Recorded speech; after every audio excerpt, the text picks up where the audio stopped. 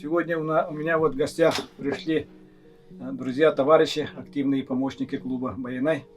Меня зовут Борисов Юрий Петрович. Я вот как председатель клуба любителей хомячих собак «Баянай». Наш клуб был создан в 2007 году. Начиная с 2007 года мы ежегодно на общественных началах ежегодно проводили выставки охотничьих собак.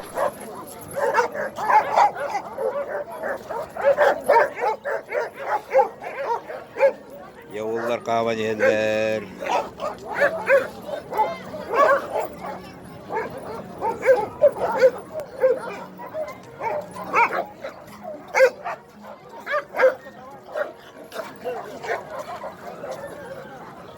А 2008 года или 2007 года уже состязания по подсадной медведе проводили.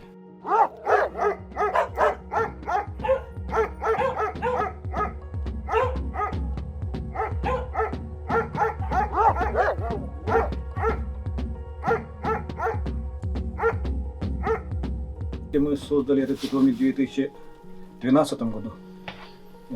До этого был в другом месте питомник, потом переехали сюда. Так, ну, как говорится, сейчас в нашем питомнике содержится около 40 собак. Это западно-сибирские лайки, восточно-сибирские лайки и якутская охотничья аборигенная лайка. Нашего аборигенная лайка. Ну, наша задача это была вот возродить нашу современную аборигенную охотничью лайку. Задача, как говорится, это трудность в данный момент найти таких типичных собак. Но мы все-таки ежегодно там создали временный стандарт и уже который год проводим вот выставку по временному стандарту охотничьих лаек аборигенных.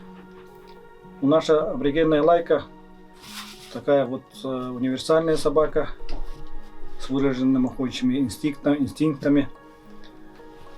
Так, ну вот здесь поголовье мы собрали по всему району, по всем улуцам.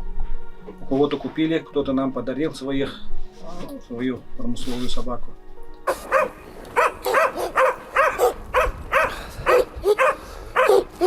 Так, это западно-сибирский кобель, якут. Это сын моей Чани. Он родился там в Подмосковье. Ему сейчас 10 лет. Так, у моего друга, он находится у моего друга в Вологде, у Ивана Филиппова. И вот лось ему сломал челюсть, у него нету нижней челюсти. Вот. Поэтому он у нас как племенной стоит, дает очень хорошее потомство. Ага. А так, такой вот чистокровный кобель западно-сибирской лайки. Его отец Серый, мать Чаня. В Якутии уже он нескольких собак с ним повязали. И ну, многие хвалят его потомство.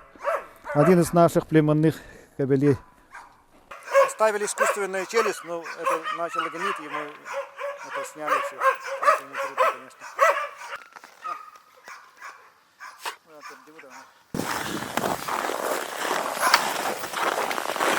Полтора года штука, углов, еще ни разу не чинилась.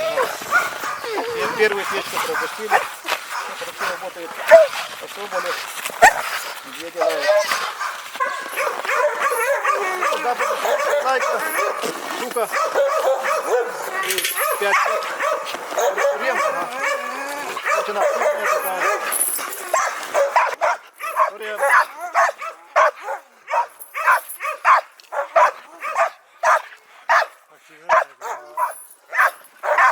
Ну, это у нас пруд прямо рядом с питомником. Здесь мы уток содержим, собаки обучаем, натаскиваем на уток. Очень такое место. Даже вот здесь крикоши этих утят выводили, дикие крикоши.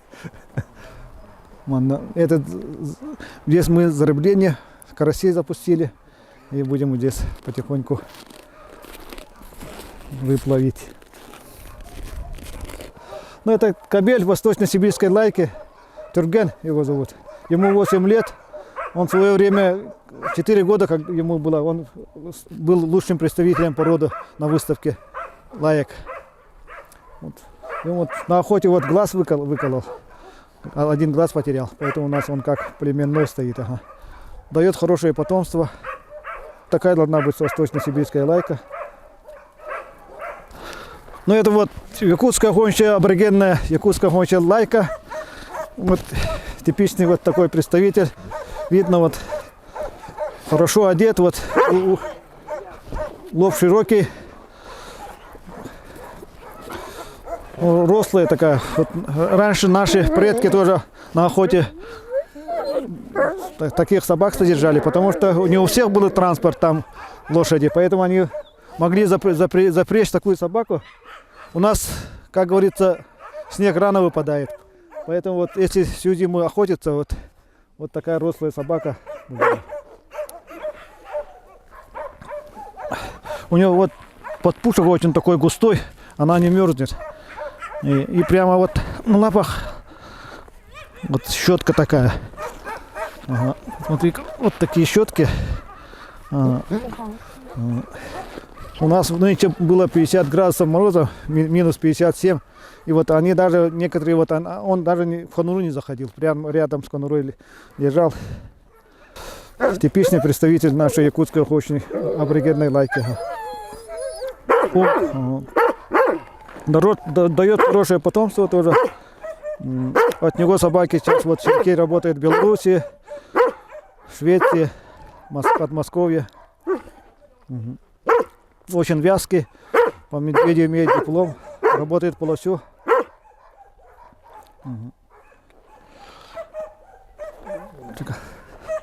Вот где-то 68 холки он будет. Тихо.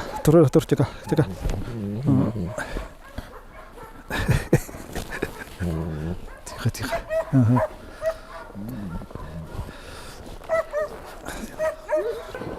Тома. Ну этот якутская гончая лайка, аборигенный кобель Туман. Ага. Ему 11 лет. Ну, наш, как говорится, самый легендарный кобель. Ага. Хорошо работает по лосю. С ним добыто где-то около 10, наверное, медведей.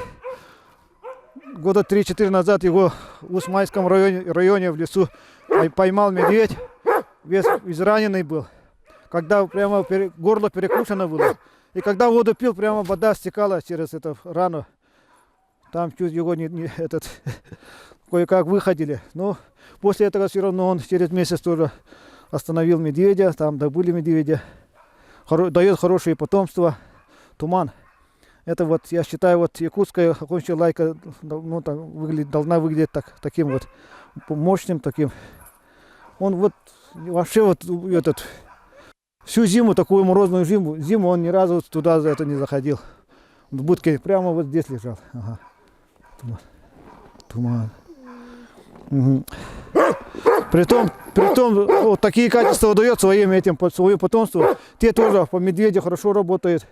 И вязкие такие, очень вязкий он кобель.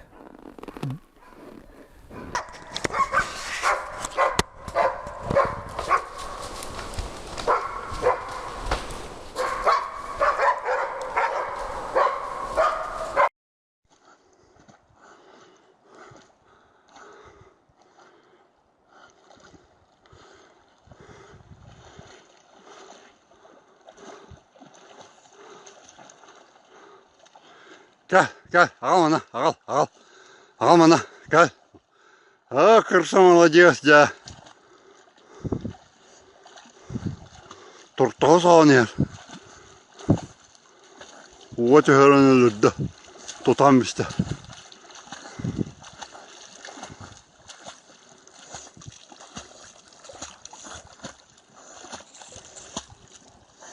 О.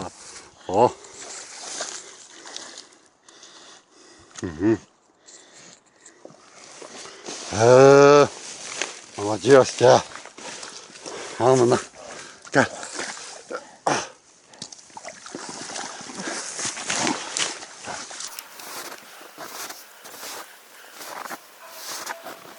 Там спит у нас медведь. Он лег где-то в конце октября. И сейчас вот где-то в начале марта проснется, наверное. Но пока тихо. Обычно он вставал где-то в середине марта или 8 марта. Но в прошлом году он встал 22 февраля. Вот на днях через неделю, наверное, проснется. Это вот сено. Постоянно меняем в конуре эти подстилку. Таким вот сеном, сухое сено очень хорошо подходит.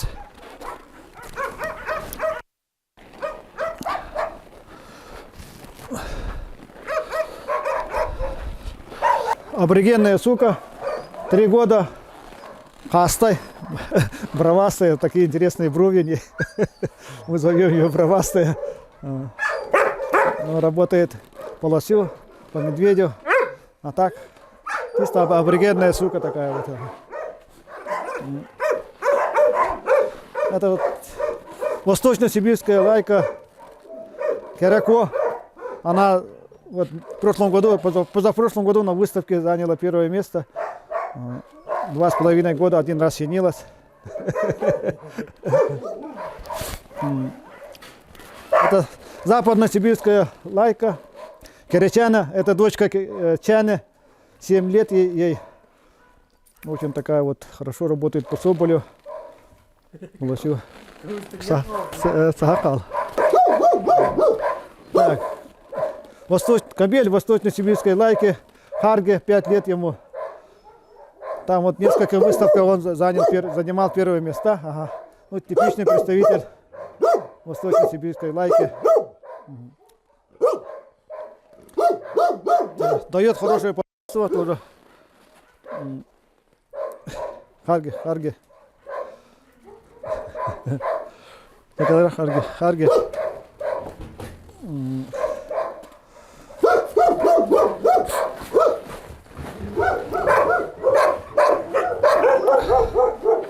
Ну, это сука, ага. Это дочка тумана, сука. Ага. 4 года.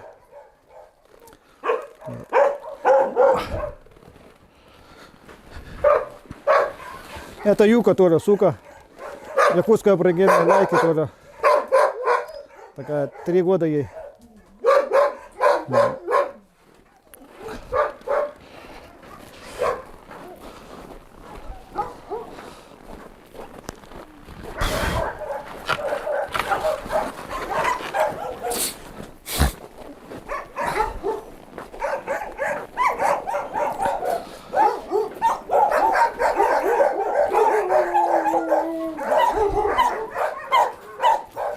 Ну вот западно-сибирская лайка вот привезли на вязку, хотят с котом повязать. Ага.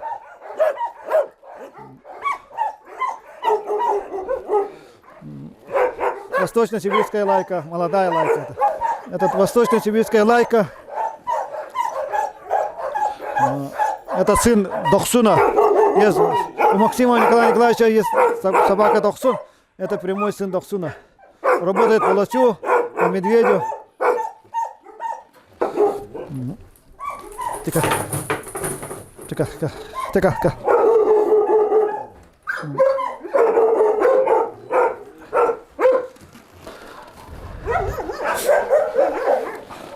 Восточно-сибирская лайка. 8 лет, Турген. Это Нюрбинских кровей, ага. Нюрбинских кровей. Тоже племенной кобель. Это молодая сука. Ага. Ну, 10 месяцев. Ага. И восточно-сибирская лайка.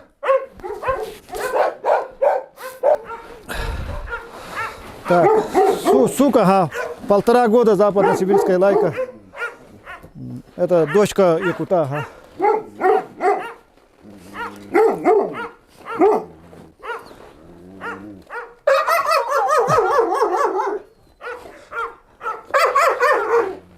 Ну, это у нас как родильное отделение, да? Как вы знаете, нынче у нас очень холодно было, минус 50, а вот собаки щенились вот в этих вольерах, в таких домиках.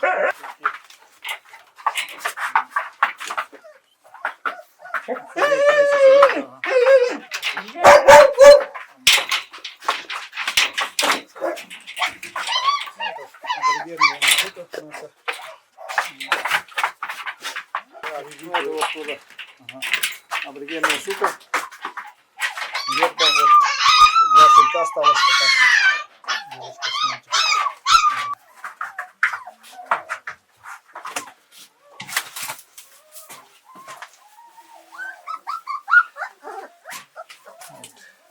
Тоже кобель.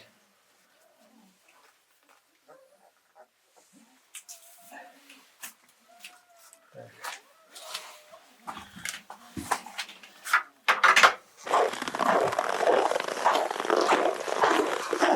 Примерная сука, да?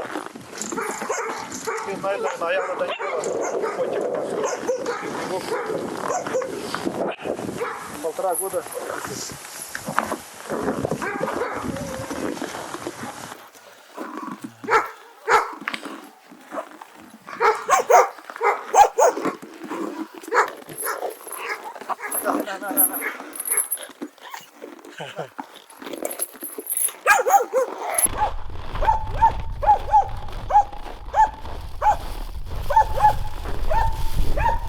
Это у нас ледник.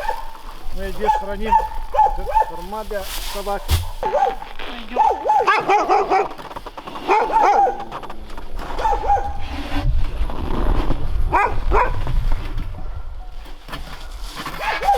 Ну, это у нас ледник, это 2 метра на 3.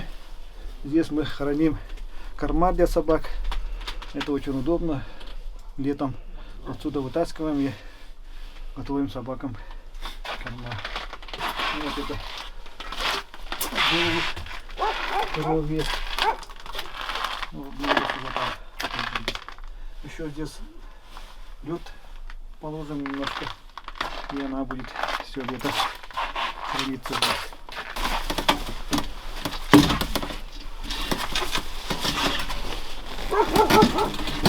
Если взять так, ну, самым первым одомашненным животным, несомненно, мы считаем собака. Собака сперва была одомашнена животным. И вот находили раскопки, да, вот где-то 30 тысяч лет назад, наверное, да, вот Алазея. Первых собак нашли, да. Вот. Поэтому вот я тоже думаю, самая первая собака была в Якутии. Оттуда вот пошла вся эта, ну, лайки эти, я так считаю. У нас где-то в Якутии где-то 90 с лишним охотников, и почти у всех есть собаки. И собака это не только орудие труда, но и верный друг и товарищ. Потому что вот в последнее время у нас участвовались случаи вот нападения медведей на людей. И сейчас очень много вахтовых поселков вот по Якутии, геологи, наши оленеводы вот живут постоянно вот в тайге. И с ним, для них вот мы тоже вот одной из проблем считается вот медвежья лайка, лайка, которая работает по медведю. Так. Ну, еще что хочу сказать. Вот в питомнике мы собрали не только якутскую гончую лайку, да, и у нас же есть восточно-сибирский, западно-сибирский, потому что некоторые люди тоже хотят иметь таких собак, но основной поголовье у нас якутская гончая лайка, аборигенная. Но в основном, как видели, у нас это сейчас белых собак много, потому что я сам тоже люблю белую собаку. У белых собак преимущество много считаю, потому что по чернотропу белую собаку видно издалека, видишь, где она бегает. И вот когда собака кого-то там, какого-то зверя остановит, ты подкрадываешь и ориентир берешь на собаку. Вот собака белая видно, и вот по нему ты ориентируешься. И также вот я вот такого охотника знаю, такой вот, у него 30 лет стажа, он постоянно охотился на соболя.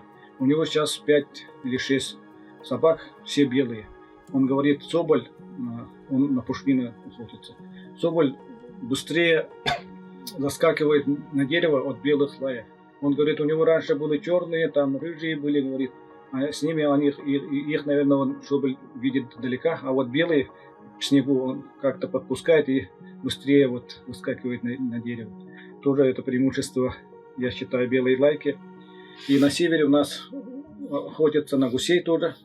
с лайками там используют лайку белых лаек. Наверное, гусь думает, что это писец, поэтому они как бы это подлетают, и вот они привязывают на тонкой веревке собаку, и там собака бегает, и вот гуси на охоте на гуся тоже используют белую лайку.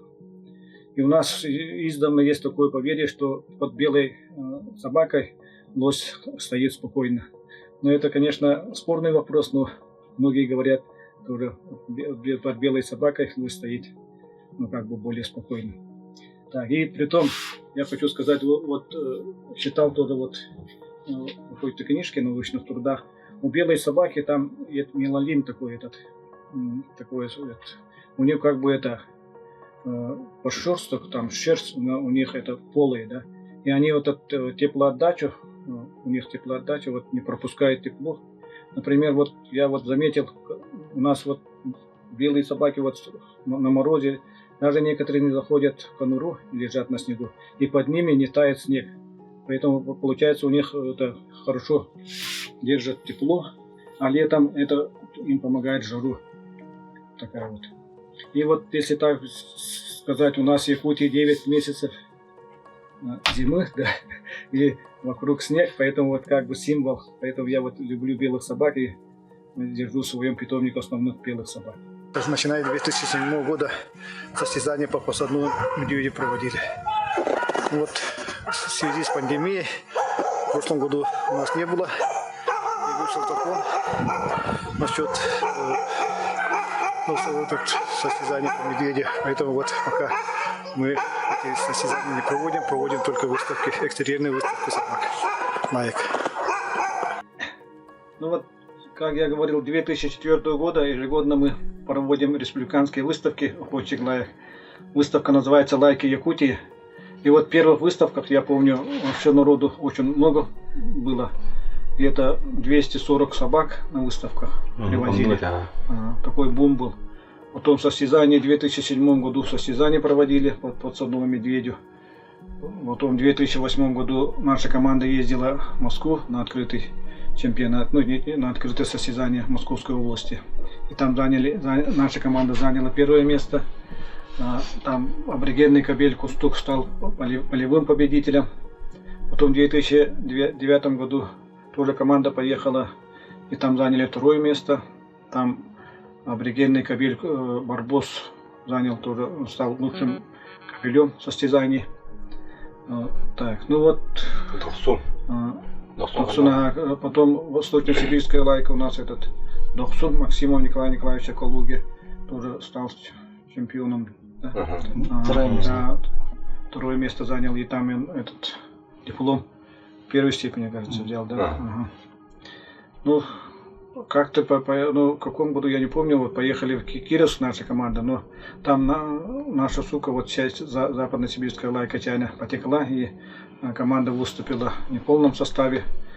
Ну вот, если она не потекла бы, тоже там, я думаю, хорошо выступили. Результат должен был.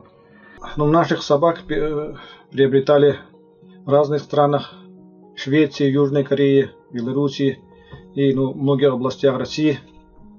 Так что вот можете в нашего питомника приобрести якутских аборигенных охотничьих лаек.